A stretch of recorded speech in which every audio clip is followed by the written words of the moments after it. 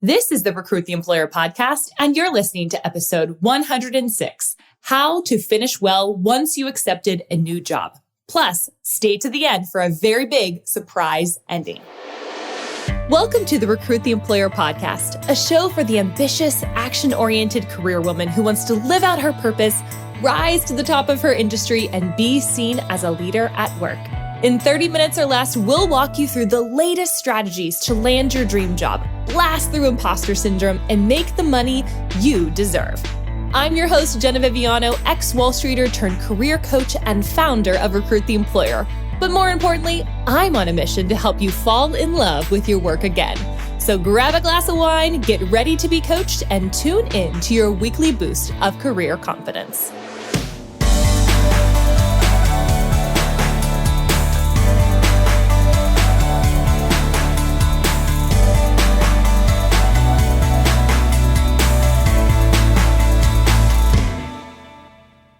Hello there, friends, and welcome back to another episode of the Recruit the Employer podcast. I am so happy to be with you here today. We have a lot to cover in a short period of time, but as I said in the intro, I want to make sure that you stay until the very end.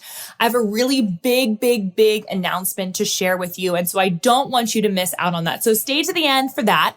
But in the meantime, what we're going to be talking about today is how to finish well once you accepted a new job. So oftentimes when I get a lot of people who come to me and they'll say, gosh, I really want to finish well in my job. I'm worried what people are going to think. So we're actually going to be doing a whole entire series for the next month on finishing well. And here's the deal, you're excited. Maybe you landed a new job, but now you're really worried about that uncomfortable conversation. How do you leave with grace? How do you make sure you maintain those relationships? And what should you do in order to make sure that everybody that you're leaving feels secure and happy with your relationship that you've had, but also the work that you've done? It's really important. As you guys know, you're listening to this podcast, you're proactive to finish well before you go on to the next chapter in your career. Right? So how do you tell your boss that you're moving on? How do you tell your coworkers? When do you tell them? We're going to talk about all of those different things. And this is relevant for you whether or not you're actually applying, you actually have a job right now. So even if you aren't, don't have an exact, an offer in your hands or you're even interviewing, this is really important to start thinking about now, because I get a lot of people who are like, well, I can't apply to jobs yet because I'm worried that I can't leave because, my boss might get mad. And you need to start thinking through and processing through these emotions that often come with leaving a job. It's very emotional, right? Change is emotional.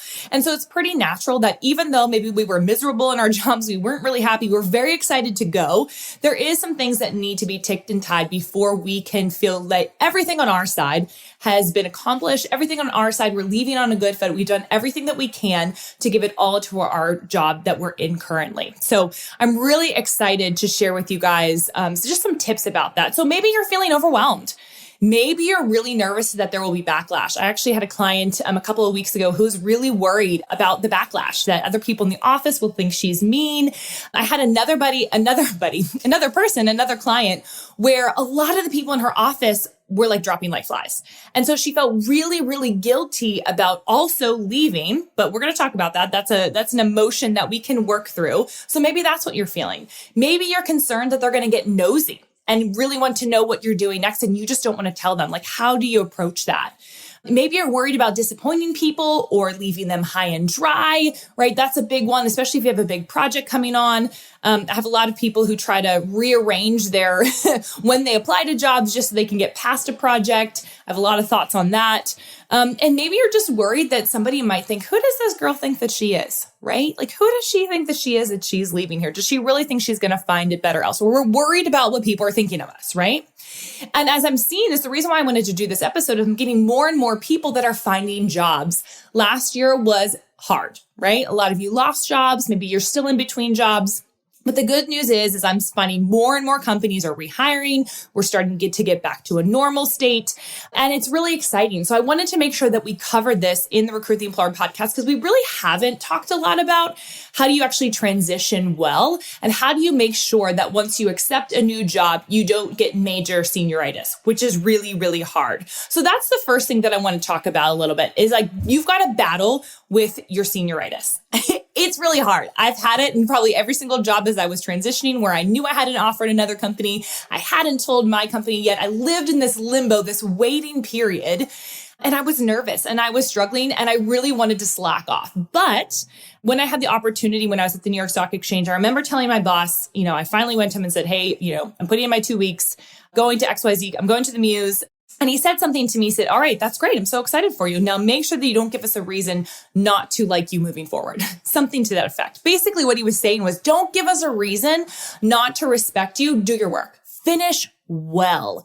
Finish well. But here's the thing. When you're finishing well, what some people do, because we're overachievers that are listening to this podcast, I've struggled with this as well in different areas of my life, in different seasons of my career, that sometimes we take that as a sign to burn ourselves out in this current job before we go to a new job that's probably going to be really intense the first 3 to 6 months, right? So we really, really have to be careful that when we're battling our senioritis, right, we don't just be laissez-faire and I don't care about anything. That may seem obvious, but also I don't want you to go to the other end of the spectrum, which I don't think people talk about enough. Is I have a lot of people that overextend themselves because of guilt, because of shame, because of feeling uncomfortable, because there's an achiever mindset, right? We're straining our way to make sure that people like us as we leave. Yes, work hard. Yes, be diligent. But if you have capacity to not burn yourself out, don't. Okay. So as you're battling with the senioritis, don't go to the other end of the spectrum where you're going to totally burn yourself out, just trying to prove yourself to your current employer. So finish well, finish the projects, try not to leave people hanging. The second thing I want to talk about is now is not the time to air your grievances. Okay. So a lot of people, you may be listening to this. I get a lot of clients who get really frustrated, who are overwhelmed, who really hate their jobs. It's why they come to me, right? And then they want to just give it to their employer. They just want to tell them all the things that they're doing wrong. And this is what they should be doing better. And yada, yada, yada. Well, that's your anger. Write it out in a journal. Okay. If you have the career map journal, that's where you can write it out at. Okay. That now is not the time to air your grievances. Now, if you are given an exit interview, it is totally appropriate in a matter-of-fact way. And we're going to talk a little bit about how to have that difficult conversation, but in a matter-of-fact way, sharing your reasons for moving on to a new company, okay? This is not your opportunity to gossip. Telling matter-of-factly what went wrong should not equate to gossiping about your boss, gossiping about your coworkers, gossiping about what else is going on in the office, right? That is not the time, nor is it appropriate for you to do that as you're leaving. Nor is it appropriate for you to stick it to somebody. Because the reality is, while you think it may make you feel better, there's going to be no change on the other end of that other individual. Let's say your boss is totally a jerk to you and you just want to tell him how much of a jerk he was, right? Yeah, it's probably not going to help you or them, and it's not going to make them think probably that much differently. But if you go to them in a calm, matter-of-fact way, provide facts, provide stats, that's going to be much more compelling to that person on the other end. So that leads us into, how do you actually have these difficult conversations? What do you need to make sure that you have as you're going into the conversation? And you do want to share, maybe you don't want to just say hey, thanks so much. I appreciate working with you guys. I'm out. I'm not going to share any more details. Maybe you're not that person. It's totally okay if you are. Maybe you are the person where I would like them to know and to get some feedback on why I'm choosing to leave. And this is where you've got to do a couple of things. You cannot accuse. You can only inform. Okay, so that's the first thing. Do not accuse, only inform. And what I mean by that is too much of the time we come into these conversations highly emotional. So I need you to ground yourself before and think about this conversation as not a difficult conversation, not a conversation where you're going to stick it to them, but a conversation where you are neutral in your emotions. That's going to be really hard. I realize that. But I need you to be emotional neutral in order to be able to create impact at the organization. If you come in there guns a-blazing, I'm just going to give it to you. And to be clear, I'm Italian. My husband said, your Italian's coming out, you're being a little crazy. And sometimes I stick it to people. But I realize that sticking it to people or telling somebody in a rude way is never going to make them change. So you have to come in with not an accusatory tone, but rather an informative tone of here are the things that I really wanted over the past couple of years. I kept trying to get more opportunities. Here's where I felt like I wasn't getting those opportunities. This company came along, is going to give me that opportunity, and there's a salary pay bump. And so for me, unfortunately, while I loved, I enjoyed being a part of the team, I enjoyed the work that I was working on, it just didn't make sense from a professional development standpoint. So I appreciate all the things that you've done. I'd love to stay in touch, but this is where I am moving forward. Matter of fact, right? If you don't want to say anything nice about your boss, you don't have to say, I really loved working here. You don't have to say that. It could just be, these are the things that cause the culture here feels a little bit toxic in these 3 ways for me personally. Now, that may not feel that way for other people, but for me and what I want out of my career, unfortunately, this was no longer the place. This opportunity came along and they provided me with more opportunities to do the work that I actually want to do. So I unfortunately had to go and take it. So those are the kind of things that I want you to be thinking about is how do I neutralize this conversation? How do I make it not emotional, but still state facts, right? It's all about the facts. It's not about the emotions. And I believe that if you do that, that's actually going to be a really productive exit interview. If you're not gossiping, if you come in prepared, if you lead with kind of emotion neutral, you're going to leave and not burn bridges, right? You're going to leave and not burn bridges. Unless you're okay with them being burned, which I don't really recommend, but that might be your personality. And you're like, I don't really care. I'm going to do what I'm going to do. Then Godspeed, right? But if you're wanting to make sure that you don't burn bridges, that's what I would recommend. The next thing we want to talk about. So first we talked about battling senioritis. Next we talked about now is not the time to air your grievances in a rude way, right? Only in a matter-of-fact way. And number 3 is about giving adequate time. Now, this may seem rather obvious, but it's your opportunity then to have flexibility, right? Time is really important. Sometimes when you're at a company, like when I was in investment banking, you have to leave the day of. So you probably know what the protocol is within your organization. If you don't, a standard 2 weeks is pretty much, unless your contract states something different, is pretty standard across the board. If you're in a more senior strategic role, you want to try and give them perhaps around a month. Now, they may not need a month, and then that might be great that you get some extra time off if you can afford that. You got to do what's right for you. And this is where I want you to be really strong and where you really pull in all the things that we've talked about on this podcast. Because what I don't want you to do is I don't want you to feel bad if you realize like, oh, there's like 4 people that quit this week, I'm also about to quit. Like, I'm just going to make people go crazy. You got to do what you got to do. A company will only be as loyal to you as what makes financial sense for them. And so therefore you've got to do what's right for you and your financial stability, your future career, your family's goals. Okay.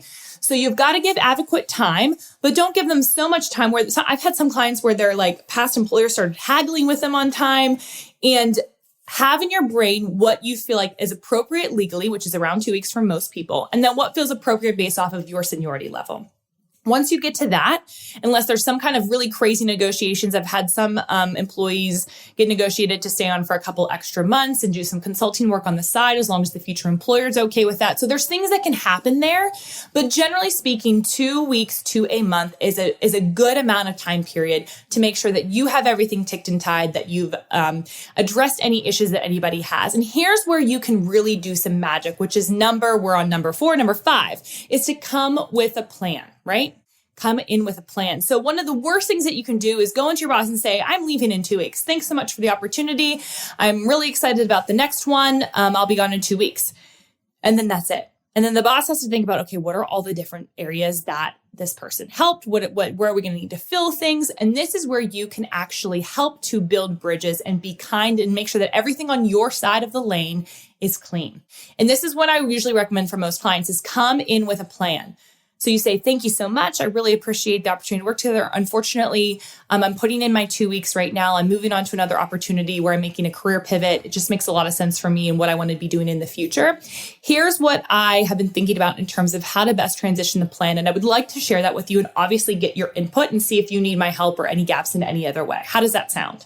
Right? So you're coming in with a plan. You're showing them, here's what I've worked on. Here's who I've worked with. Here's where you may need some gaps. Here's some things I'm going to finish in the next time period. Having all of that laid out in that plan is going to make your manager feel a lot better. And it's going to make you feel a lot better so that you know what to do with your next 2 weeks.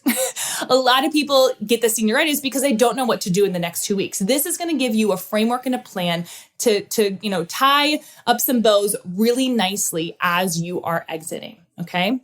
You may want to offer to train a replacement or provide recorded training. So maybe you're only giving them 2 weeks. That's not enough time for them to hire somebody new. Offer to provide recorded trainings of how you do certain things, categorize them, organize them. That's something that you can do in your last 2 weeks. And then here's the other thing. You can always offer to say, hey, I'm available if you guys have any questions. If you want to reach out to me, here's my personal email. I'm happy to help. If you get lost or can't find a document or something along those lines, I'm happy to help with that, right? Make sure that you're available for future questions. What I find most interesting when talking to clients, though, is that they realize, oh my goodness, actually, not that I wasn't needed, but I'm surprised at how few questions I did get. People are quite resilient and your coworkers are resilient and they will figure it out. They may feel overwhelmed at first, and that might be something that you feel bad about, that you're putting more work on their plate, but that is not your responsibility. That's the company's responsibility and your boss's responsibility to get more people in the door to help with the rest of the team. So all that to say, don't be surprised if you find out, wow, they're not really asking for my advice or my help. Maybe I wasn't really needed. You may have to struggle with those emotions, and that's obviously not true. You were needed. You did provide value. But I do find that it happens with a lot of clients where they're like, wow, they actually didn't ask me any questions. I feel like, was I really valuable here at all? You got to process through that. That's where journaling really comes in to help. So number 1 was battling that senioritis. Number 2 was now is not the time to air your grievances. Number 3 was give adequate time. Number 4 is come with a plan. And now we're at number 5, plan for some time off as best as you can. Now, this isn't how to finish well with your company, but it's how to finish well with yourself. And I think that is equally important, don't you? Right? We need to plan for some time off. I remember when I was leaving investment banking, my boss, the future boss at the New York Stock Exchange said, I really think it's important for you to take a week off. And I was really nervous because I was living in New York City. It was really expensive. I didn't have a ton of money, but I'm so grateful that I did because I needed that week to decompress in between jobs. So this is the one thing that I really, really recommend to people is take the time off. If you can do it financially, and this is somewhere where if we were talking money, I would say make sure that you're saving, you're not living paycheck to paycheck. This isn't a money podcast, but those are things that I would recommend to the best of your ability, right? I want you to plan some time off, plan some time to decompress, plan some time to sleep in, plan some time to prepare yourself mentally for this new job. Because the reality is if you go from one really intense type of role, right? And then you go and you don't take any breaks and you start again on Monday at a new intense role, it might be a better role, work-life balance, but it's going to be intense. The first 3 months of a new job are always intense. Always, always, always intense, even if you're transitioning internally. Now, you probably maybe you can take time off internally when you're transitioning, but I would really recommend at least taking a week off just to give yourself a break, maybe do some appointments that you haven't gotten to do in a long time. I find that when clients do that, they come into this new job refreshed, excited, motivated, and ready to rock and roll. And you want to do that. You want to be that person entering into that new environment and not a burnt out individual. I've had some clients. I have a client right now who's taking a sabbatical. That's amazing. I am so for that. Sometimes people can negotiate that, right?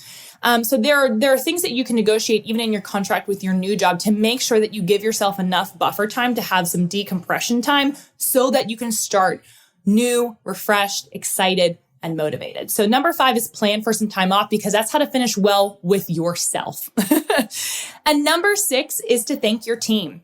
So I think a good old fashioned thank you note, handwritten, actually goes a long way. I'm actually not a fan of the, company-wide emails. I think it can be important to do that to let people know in different departments who you haven't maybe told personally. But I would write personal thank you notes to people who have really impacted your journey. You could go so far to do it publicly by putting it on LinkedIn. So providing a LinkedIn recommendation for somebody. And maybe you do just want to send it via email and provide your own personal contact information so they know how to get in touch with you. And always, always, always make sure now that you are exiting that company, because some people feel uncomfortable about this, but connect with your coworkers on LinkedIn. Some of you may have not wanted to connect with your coworkers because you didn't want them to see what you were up to, but now is the time to connect with them and to say, I really enjoyed working with you. I hope we can stay in touch. There are people from different parts of my career where I've stayed in touch with loosely, or maybe I haven't talked to in a long time. I actually had somebody recently who I worked with at the Muse. His fiance reached out to me and asked to chat about some networking type things and coaching related things. And that was awesome. It was so fun. And the reason why I'm staying top of mind is because I'm connected to her fiance. So anyways, all that to say, make sure that you thank your team. Thank the people that have impacted you, because you would be so surprised at how your words really matter. We don't spend enough time complimenting each other, sharing with each other how they've impacted you, sharing about what they are actually good at. And you may not realize how impactful those words are. So important for you to provide words of affirmation to the people that deserve it. Now, obviously, I'm not saying to be fake. Definitely don't do it if you don't feel like the person, if you feel like you can't be authentic and honest. And it doesn't have to be anything long. It can be something that's just super kind. And then you might be surprised at what people do for you. I had a client the other day who was transitioning between companies, and they actually threw her like this Zoom hangout where they said all these wonderful things about her. And it was just so touching. And probably she didn't realize how much of an impact she did make at that organization. So you may be surprised at how people respond to you leaving. They'll probably be sad. They'll probably be excited for you. But at the same time, it was really cool to see that happen for a client recently. And then also to put in your back pocket of like, how could I do that for a future friend or coworker who ends up leaving? How do I make sure I celebrate them well as they go on to the next thing? We don't do enough of that. And I want us to get more in the habit of that. So those are your 6 things of how to finish well once you accepted a new job. Battle with that senioritis. Now is not the time to air your grievances. Give yourself adequate time for them and for you. Come in with a plan so that nobody is stressed out. You know what you're doing. They know what you're doing. You know what the gaps are, what they need to fill, making sure they feel prepared to for you to exit well and that they're not just going to be totally lost when you're done.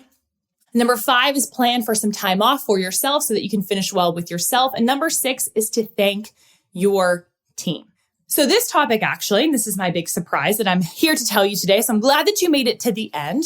But the reason why we're doing this series of finishing well is very relevant to me and applicable to me because I've used this kind of framework as I've transitioned in my own career, investment banking, the New York Stock Exchange, the Muse, and now as I will be retiring, quote unquote, can you retire at 31? I don't know, retiring from career coaching. So yes, that is correct. I will be done with career coaching by this fall, and I'll be transitioning into a new opportunity. This may come as a shock to a lot of you, but I want you to stay tuned for the next month as we share in our final episodes of Recruit the Employer podcast, and more specifically next week, where I'm going to talk about why I decided to retire from career coaching, even when my business is the biggest financially it has been in a really long time. So stay tuned for that next week. I hope to see you there. Hi there, friends. Jena here again. Let me guess. If you're listening to this podcast, you're probably not looking for any job. You're looking for the right job. And the right job is not at your current company. You're tired of feeling underpaid, overworked, and like your career is in the hands of the employer. You're ready to make some moves, but you're overwhelmed by all of the options, don't know how to sell yourself, and have a nagging feeling that your lack of confidence is keeping you from success, not to mention negotiating the amount you're worth. If this sounds like you and you're a mid to senior level career woman who makes over $100,000, we have the 5-step solution just for you. Our signature program, Recruit the Employer, is designed to help women leaders get clarity on what they want to do, market to their dream jobs, and negotiate thousands more. Using a personal branded approach, we equip you with the tools to sell yourself in a non-sleazy way, think like a C-suite leader, and ultimately take back control of your career. To apply, head on over to recruittheemployer.com/call. Over the course of 6 months, you'll network with other female leaders at similar stages, learn how to double your salary, and solidify your career story. Oh, and I almost forgot to mention, that dreaded resume and LinkedIn profile, yeah, we do that for you. Because of the intimate nature of this program and limited spots, we're really very selective about who we invite into the program. To see if you'd be a good fit, again, head on over to recruittheemployer.com/call to apply today.